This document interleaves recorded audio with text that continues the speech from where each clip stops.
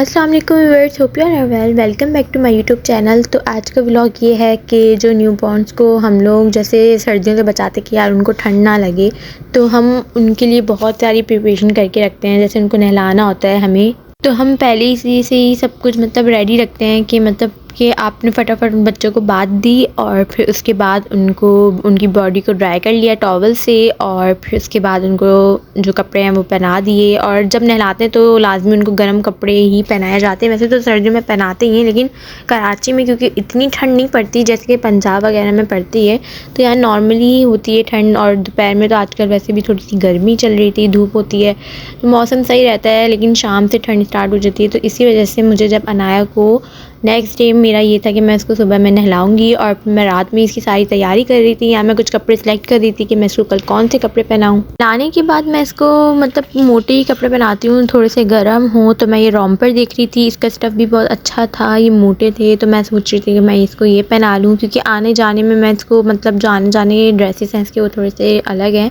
और ये मैं रॉम्पर आने जाने में भी यूज़ कर लेती हूँ, बट जैसे बाहर जाती हूँ तो फिर मैं अगर दिन के टाइम जाऊँ तो मैं इसको थोड़ा सा सॉफ्ट सा ही पहनाती हूँ, कोई इतना गर्म में एकदम नहीं पहना लेती, क्योंकि आजकल धूप भी निकल रही है, तो इस वजह से तो मैं सोची थी कि मैं ये रॉम्पर पहनाऊँगी। आजकल मेरे यूज़ में भी नहीं आ रहा, और फिर मैं सर्दियों के बाद तो इसका कोई फ़ायदा है नहीं, ये छोटे हो जाएंगे, इस वजह से मैंने ये रॉम्पर सेलेक्ट किया था। बाकी ये भी कपड़े थे, तो इसमें से भी मैं सोच रही थी कि मैं कौन से पहनाऊँ। मैं थोड़ी सी कन्फ्यूज़ हो रही थी, तो कन्फ्यूज़ इसलिए हो रही थी कि मैं रोज़ाना डेली इसकी मालिश करती हूँ, उसके बाद इसको ड्रेस पहनाती हूँ, तो इस वजह से मैं एक दिन पहले ही इसके सब कुछ रेडी रखती हूँ। तो यहाँ पे मैंने ले ली थी मालिश की शीट, एक अदद पैम्पर, और यहाँ पे मेरा जो साइड टेबल था वहाँ पे मैं सब सेट कर दी थी इसका सामान। ये मैं सिर्फ व्लॉग बनाने के लिए नहीं कर रही थी, ये मेरी रूटीन है कि मैं इसको जब भी नहलाती हूँ तो मैं सारा सामान इसका पहले से ही रात में तैयार कर लेती हूँ, रेडी रखती हूँ सब सामान।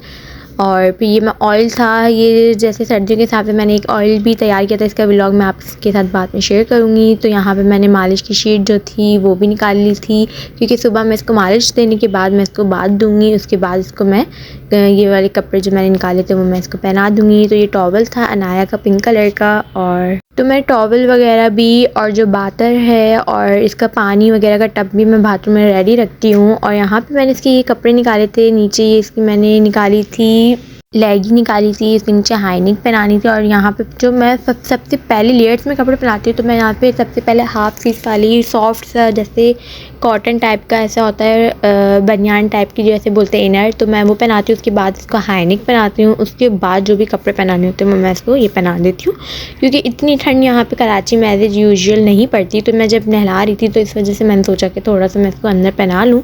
तो रात में वैसे भी मैं इसको पहना के रखती हूँ, बट मैं नहलाती हूँ जिस दिन, तो मैं उस दिन इसको गर्म कपड़े पहना देती हूँ। तो मैंने यहाँ पे बिप वगैरह, ग्लव्स वगैरह और काजल, पाउडर, लोशन वगैरह सब कुछ मैंने इसको तैयार कर लिया था, यहाँ पे रख दिया था मैंने साइड टेबल पे। और जो मैं बेबी ऑयल है, मैं इसको मसाज बेबी ऑयल से नहीं देती हूँ, मैं इसको मसाज जो देती हूँ वो मैं सरसों का ऑयल से देती हूँ, या तो खोपरे का तेल मैं गर्मियों में यूज़ कर रही थी, लेकिन अब जैसे कि ठंड है तो मैं इसको सरसों का तेल या जैतून का तेल, इन दोनों में से कोई तेल एक यूज़ कर लेती हूँ जो मेरे पास अवेलेबल होता है।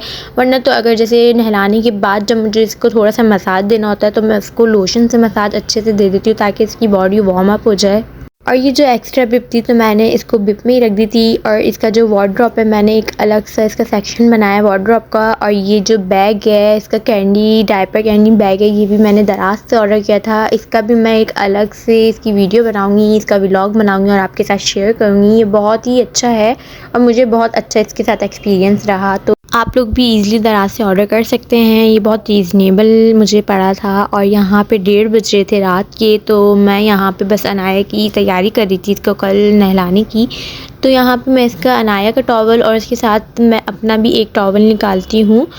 तो मैं इसलिए 2 टॉवल रखती हूँ, ताकि एक टॉवल जो होता है मैं इसका सर वगैरह को कवर कर लेती हूँ, दैन दूसरा जो टॉवल होता है ये बड़ा लेती हूँ मैं अपना जो टॉवल जो हम लोग यूज़ करते हैं। तो फिर मैं इसको उस टॉवल से इसको पूरी सी बॉडी को मैं इसको लपेट लेती हूँ अच्छे से, ताकि इसको बिल्कुल भी हवा ना लगे, क्योंकि न्यूबॉर्न्स को सर्दियों में बहुत ज़्यादा बचाना पड़ता है ठंड से, कि बच्चों को ठंड ना लगे।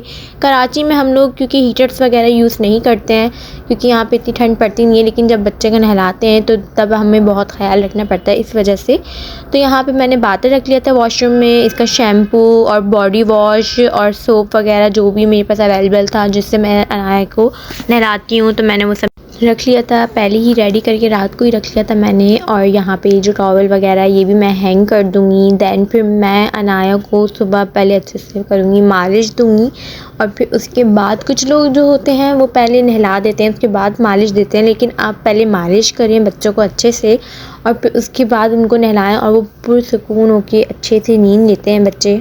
तो यहाँ पे जो मालिश की शीट है और पैम्पर वगैरह ये मैंने निकाल लिया था, यहाँ पे बेड पे रख लिया था, क्योंकि मैं बेड पे ही अनाया को मसाज देती हूँ। अनाया का एक पहले अलग सा गद्दा था तो मैं उस पर देती थी मसाज, बट आजकल मैं इसको अपने बेड पे ही इसकी शीट वगैरह रख के दे देती हूँ। तो यहाँ पे 9 बज रहे थे और अनाया को बहुत ही नींद आ रही थी, इसका बिल्कुल भी दिल नहीं चाह रहा था मसाज वगैरह या बात लेने का, बट फिर भी मैंने इसको आज नहला ही दिया। तो मैंने यहाँ पर इसकी सारी तैयारी कर ली थी। यहाँ पे मैंने शीट वगैरह भी इसको मैंने बिछा दिया और अनाया को भी लिटा दिया था, और यहाँ पे मैंने रूम वगैरह बिल्कुल कर लिया था बंद, ताकि मैं अच्छे से रिलैक्स होकर अनाया को मसाज दे सकूँ। और मैं अनाया को जो मसाज देती हूँ उसकी भी मैं व्लॉग आपको शेयर करूँगी। और यहाँ पे अनाया का मसाज के टाइम हो गया था, तो फिर मैंने अनाया के लिए आज बेबी ऑयल लिया था, और बेबी ऑयल को मैंने हल्के से कर लिया था गरम, यानी कि कुनकुना कर लिया था, क्योंकि मेरे पास जो मैंने तेल बनाया था जायफल को कूट के जो ऑयल में मैंने बनाया था वो तेल बिल्कुल थोड़ा सा था, सिर्फ जायफल ही नज़र आ रही थी उसमें, तो इस वजह से मैंने वो यूज़ नहीं किया आज, ना ही जैतून का तेल यूज़ किया।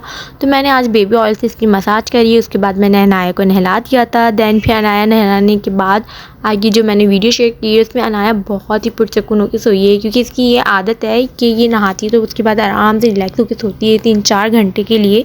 तो इस वजह से मैं आगे की वीडियो शूट नहीं कर। अनाया को मसाज देने के बाद मैंने इसको नहला दिया था, और नहलाने के बाद अनाया सो चुकी थी, बहुत अच्छे से सोई थी अनाया। तो यहाँ पे नहलाने के बाद अनाया को कोट भी निटा दिया, और ये सोते हुए वीडियो है। तो वीडियो पसंद आई हो तो लाइक करें, शेयर करें, सब्सक्राइब करें। अल्लाह हाफ़िज़।